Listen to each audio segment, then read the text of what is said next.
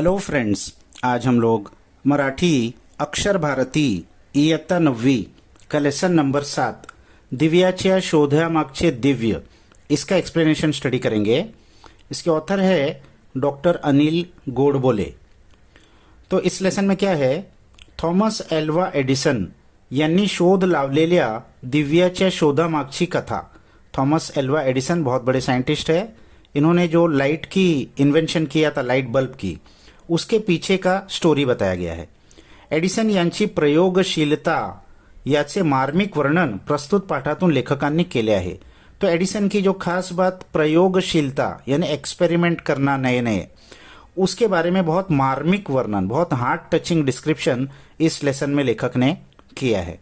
तो एक scientific lesson है, इलेक्ट्रिक बल्ब का इन्वेंशन कैसे हुआ, उसके पीछे की स्टोरी।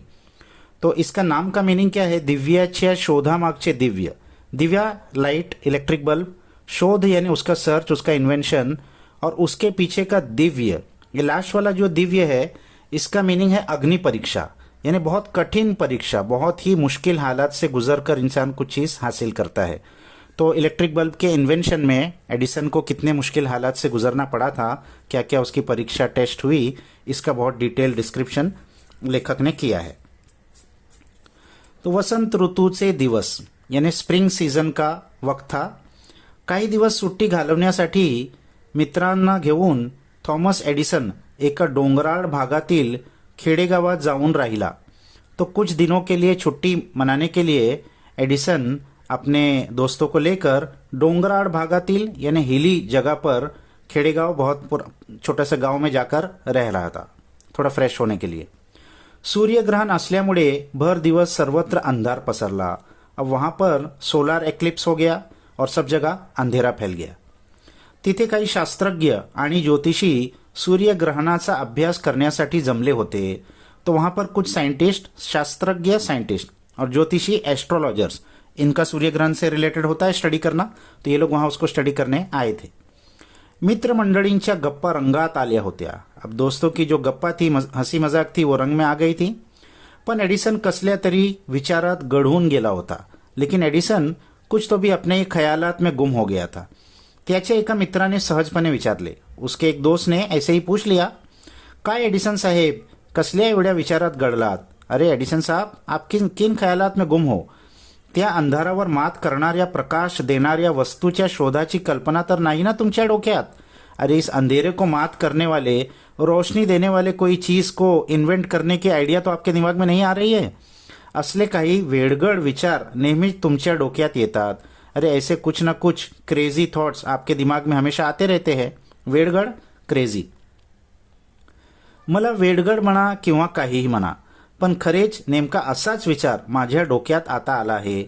तो एडिसन ने कहा कि आप मुझे क्रेजी कहो, पागल कहो या कुछ भी कहो, लेकिन बिल्कुल यही विचार, नेमका एग्जैक्टली यही थॉट मेरे दिमाग में इस वक्त आ रहा है। मी अशा काहीतरी प्रकाश देणाऱ्या वस्तूच्या शोधात आहे की जी किमतीने कमी असेल, पण सामान्य माणसालाही रोजच्या जीवनात तिचा उपयोग होईल। तो मेरे दिमाग में ऐसा आइडिया आ रहा है कि ऐसा रोशनी देने वाली मैं चीज़ बनाऊं जिसकी कीमत भी कम हो और कॉमन इंसान भी उससे अपने रोजमर्रा की जिंदगी में इस्तेमाल कर सके, फायदा उठा सके। एडिसनच्या मित्रांनी फारसे गंभीरपणे मनावर घेतले नाही। एडिसन के दोस्तों ने इसको ज़्यादा सीरियसली नहीं लिया। बऱ्याच जणांनी तर हे हंसण्यावरच नेले, बल्कि कुछ लोगों ने तो इसको मजाक का इशू बना दिया। तुम्हाला ही थट्टा वाटते, पण हातच्या कंकणाला आरसा कसला? माझ्या मनातील कल्पनेप्रमाणे असणारी वस्तू शोधण्याचे आव्हान मी स्वीकारले आहे। तो एडिसन ने कहा, आपको ये मजाक लगता है, थट्टा मजाक? पण हाथच्या कंकनाला आरसी कसला? हाथ कंगन को आरसी क्या मुहावरा है? हाथ के कंगन को देखने के लिए आईने की जरूरत नहीं, यानी जो चीज ऑब्वियस है उसको कोई सबूत की जरूरत नहीं है। माझ्या मनातील कल्पनेप्रमाणे असणारी वस्तू, मेरे दिमाग में जो आइडिया है उसके मुताबिक जो चीज है, शोधण्याचे आवाहन मी स्वीकार केले आहे। उसको ढूंढने का आवाहन, चैलेंज मैंने एक्सेप्ट कर लिया है। एडिसन अगदी सहजपणे बोलून गेला। एडिसन ने एकदम नॉर्मली स्ट्रेट फॉरवर्ड कह दिया। एखादी कल्पना मनात आली की तिचा सतत पाठपुरावा करणे हे तर एडिसनचे वैशिष्ट्य होते। कोई चीज उसके मन में आ गई तो उसके पीछे पड़ जाना, पाठपुरावा, उसको फॉलोअप करना, जब तक हासिल न कर ले पीछे नहीं हटना। ये एडिसन की खास बात थी। बड़े बड़े जो साइंटिस्ट होते हैं उनकी ये खास बात होती है।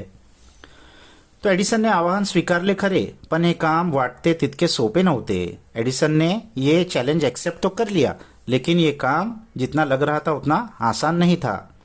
कृत्रिमरित्या प्रकाश निर्माण करण्याचे व रात्रीचे दिवसात रूपांतर करण्याचे यापूर्वीही काही प्रयत्न झाले। कृत्रिमरित्या यानी आर्टिफिशियल तरीके से प्रकाश निर्माण करण्याचे, रोशनी को बनाना और रात्रीचे दिवसांत रूपांतर करने और रात को दिन में बदल देना, यापूर्वी ही काही प्रयत्न झाले। इससे पहले भी बहुत कोशिश हो चुकी थी, यानी एडिसन पहली बार नहीं सोच रहा था, पहले भी इसके पीछे काम हुआ था। सर हम्फ्रे डेवी याने खाणीमध्ये वापरण्यासाठी एक कमानदार दिवा तयार केला होता। एडिसन के पहले के बहुत फेमस साइंटिस्ट है सर हम्फ्री डेवी। इन्होंने खाणीमध्ये यानी खाण यानी माइंस वापरण्यासाठी एक कमानदार दिवा, माइंस में जो लेबरर्स लोग जमीन के अंदर खड्डा खोद के बहुत डीप जाते हैं तो वो हाथ में पकड़ के एक रोशनी का दिया लेके जाते हैं, कमानदार दिवा। तो ऐसा एक दिवा उसने पहले ही इन्व्हेंट किया था हम्फ्री डेवी ने। त्यात वीज वाहून नेणाऱ्या तारांच्या टोकांना कार्बनचे म्हणजे कोळशाच्या पदार्थाचे तुकडे जोड़लेले होते। तो उन्होंने क्या किया था, जो लाइट लेके जाने वाली तार है, वायर है, उसके टोक, उसके दोनों किनारों को कार्बन के टुकड़ा यानी कोयले का टुकड़े से जोड़कर उसको ऐसा लैंप बनाया था। तारांची कार्बन जोड़लेली टोके जवळ आणली तो अब तारों की जो कार्बन जोड़लेली टोके जहां पर कार्बन को जोड़ा था वो दोनों पॉइंट्स को नजदीक लेकर आएंगे कि त्यातून झगझगीत प्रकाश निर्माण व्हायचा। उसमें से एक बहुत ब्राइट लाइट निकलती थी, पण या प्रकाशाच्या उपयोगाला फार मर्यादा होत्या। लेकिन इस रोशनी के इस्तेमाल में बहुत सारे लिमिटेशंस थे, यानी इन्होंने इन्वेंट तो किया था लेकिन वो बहुत ज्यादा उसकी लिमिटेशंस थी, बहुत उसके अंदर ड्रॉबैक्स थे। क्या क्या ड्रॉबैक्स थे? दरवेळी कार्बनचे तुकडे जाडून प्रकाश निर्माण करणे हे काम खर्चिक होते। तो सब में पहला ड्रॉबैक ये था कि हर वक्त कार्बन के टुकड़े को जोड़कर प्रकाश निर्माण करना ये काम खर्चिक था। खर्चिक यानी खर्चा बहुत था, उसमें एक्सपेंसिव था, महंगा था। त्यातून निर्माण होणारा विषारी वायू हा ही धोखादायक होता। दूसरी प्रॉब्लम उसमें से विषारी वायु पॉइजनस गैस निकलती थी, ये भी धोखादायक डेंजरस था।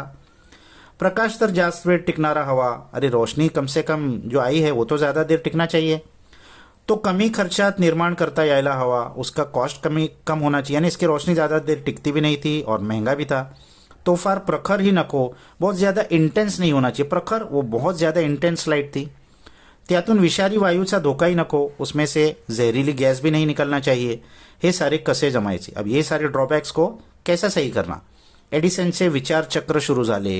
एडिसन के दिमाग में सोच घूमने लगी, नए नए आइडियाज उसको आने लगे, सोचने लगा। कोणताही नवा शोध एकाएकी लागत नहीं, कोई भी नई इन्वेंशन एकाएक एक साथ नहीं हो जाती है, वक्त लगता है। निरीक्षण, अनुमान, प्रयोग, पुन्हा पुन्हा प्रयोग करने, हे चक्र सतत चालूच असते। उसके लिए निरीक्षण, ऑब्जर्वेशन करना पड़ता है, फिर अनुमान, फिर कुछ एस्टिमेशन करना पड़ता है, फिर प्रयोग, फिर एक्सपेरिमेंट्स करने पड़ते हैं, पुनः पुनः प्रयोग। एक एक्सपेरिमेंट से नहीं होता, बार बार एक्सपेरिमेंट्स करने पड़ते हैं। हा चक्र सतत चालूच असतो, ये एक सर्कल कंटिन्यू चलते रहता है, बार बार बार बार रिपीट। एडिसन ने प्लॅटिनमचा उपयोग करून पाहिला। तो एडिसन ने प्लॅटिनम एक बहुत महंगा मेटल है, उसका उपयोग करके देखा तो थोडाफार यशस्वी झाला। हाँ, वो थोड़ा बहुत सक्सेसफुल हुआ, पण असला महागडा प्रयोग व्यवहार्य नव्हता। लेकिन इतना महंगा एक्सपेरिमेंट व्यवहार्य, प्रैक्टिकल नहीं था। इतने महंगे, गोल्ड से भी महंगा होता है प्लॅटिनम, तो अगर वो सक्सेस हो भी गया तो उसको कौन खरीद पाएगा। उन्हाळ्याचे दिवस, हातातल्या पंख्याने वारा घेत असताना एडिसनचे लक्ष पंख्याच्या काडीकडे गेले। अब गर्मी के दिन थे, हाथ के पंखे से हवा लेते हुए एडिसन का ध्यान उस पंखे के काड़ी की तरफ गया। जिस चीज से वो पंखा बना हुआ था, बांबू की लकड़ियां, उसकी तरफ उसका ध्यान गया। यह बांबू पासून कार्बन करता येईल का? अब उसके दिमाग में एक आइडिया आया, इस बांबू से कार्बन तैयार कर सकते हैं क्या? मनात विचार आला कि लगेज प्रयोगांना सुरुवात। मन में विचार आया और फौरन एक्सपेरिमेंट की शुरुआत। ये उसकी खास बात थी। हा बांबू कोणत्या जातीचा असावा? ये बांबू कौन से स्पीशीज का होगा?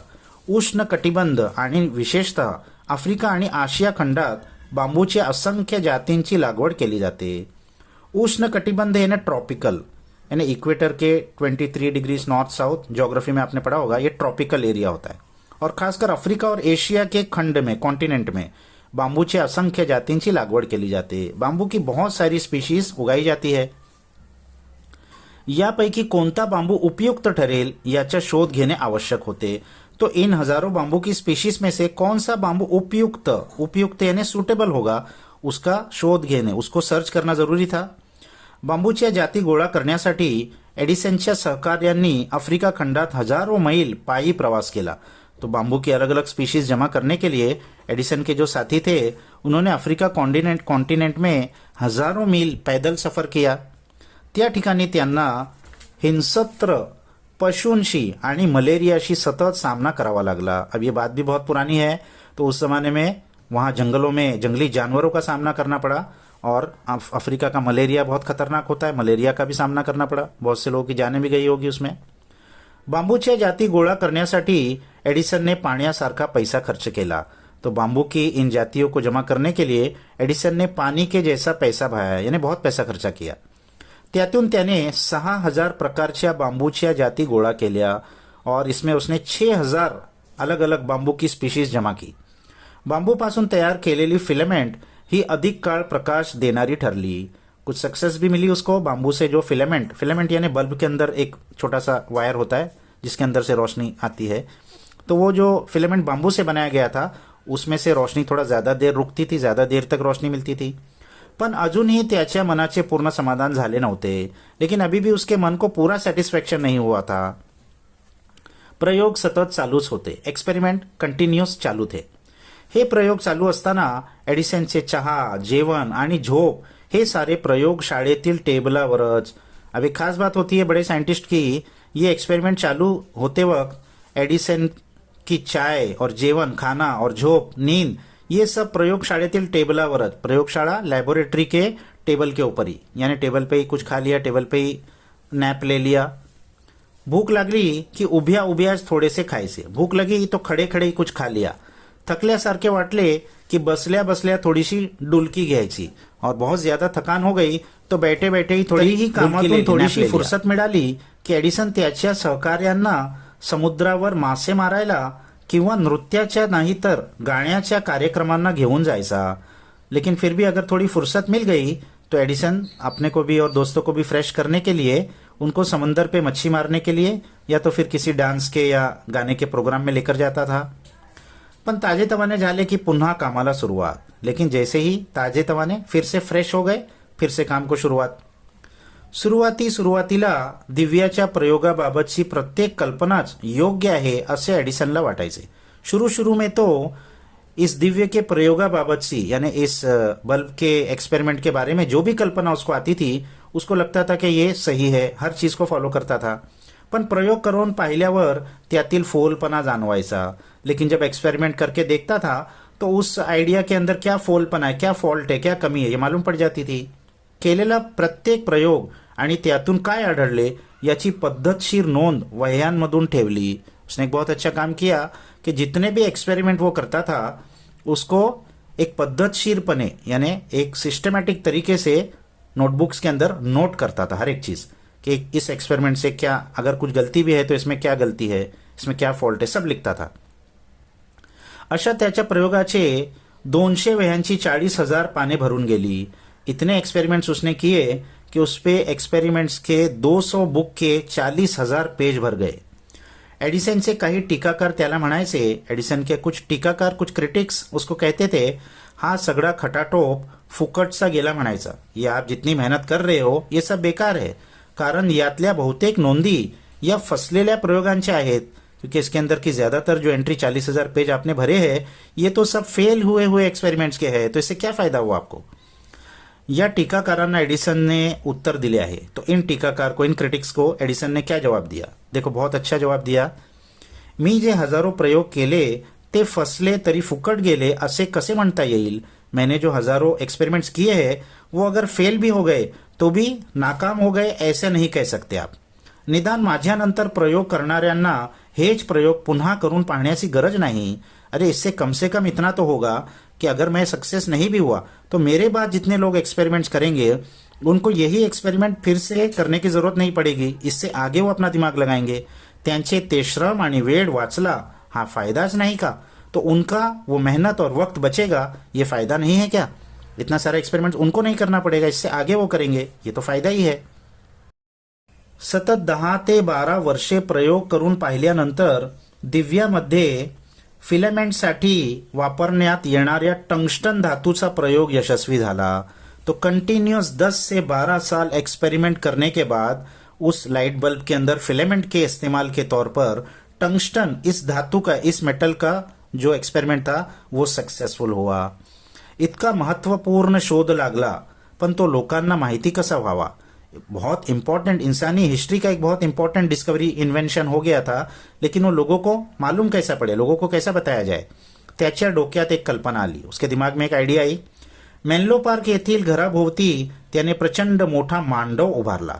तो मेनलो पार्क, ये उसके घर का नाम था। उसके आजूबाजू में उसने एक बहुत बड़ा मांडव, एक मंडप बनाया बहुत बड़ा। त्या ठिकाणी नाना प्रकारच्या दिव्यांची आकर्षक रोशनाई केली। वहां अलग अलग तरीके के, नाना बहुत अलग अलग वेरियस टाइप्स के बल्ब्स के अलग अलग रोशनी किया।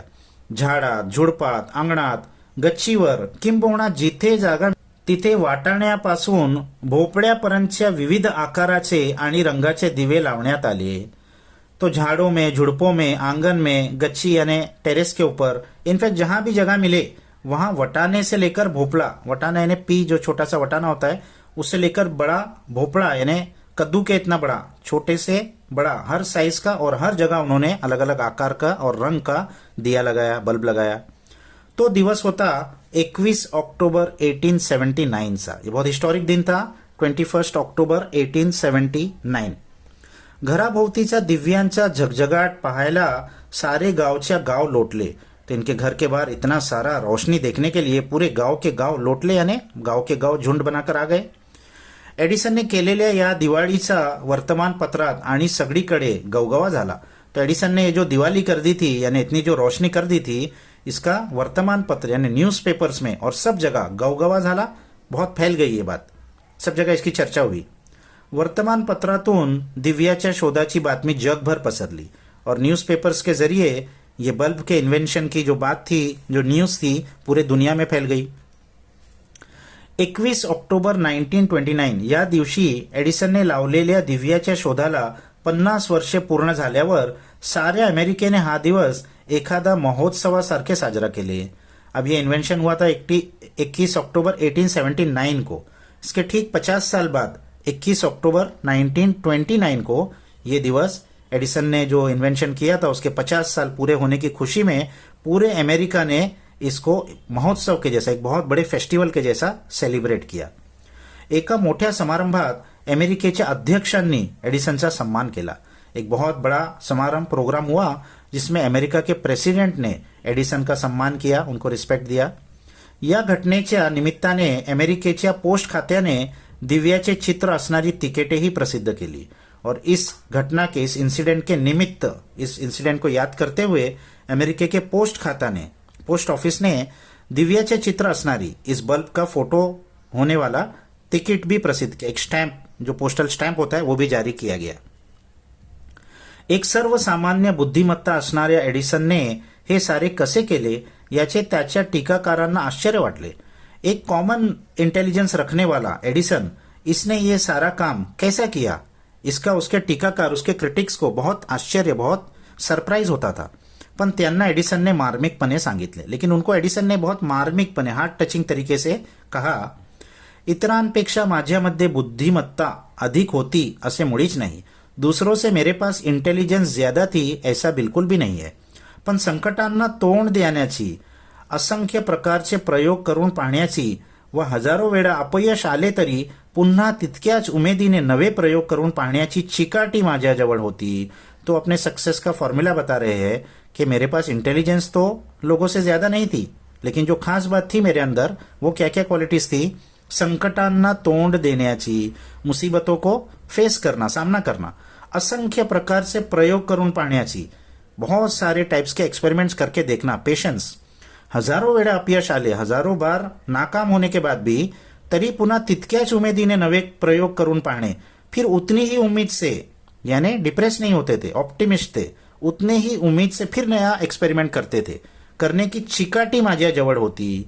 चिकाटी, परसिस्टन्स, पेशन्स। माझ्या यशात एक हिस्सा भाग बुद्धिमत्तेचा असल्यास 99 हिस्से भाग हा चिकाटीचा आहे।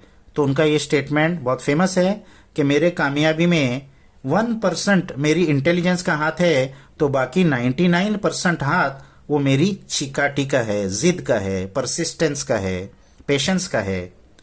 तो ये बहुत अच्छा लेसन एडिसन के ऊपर लेखक ने लिखा है।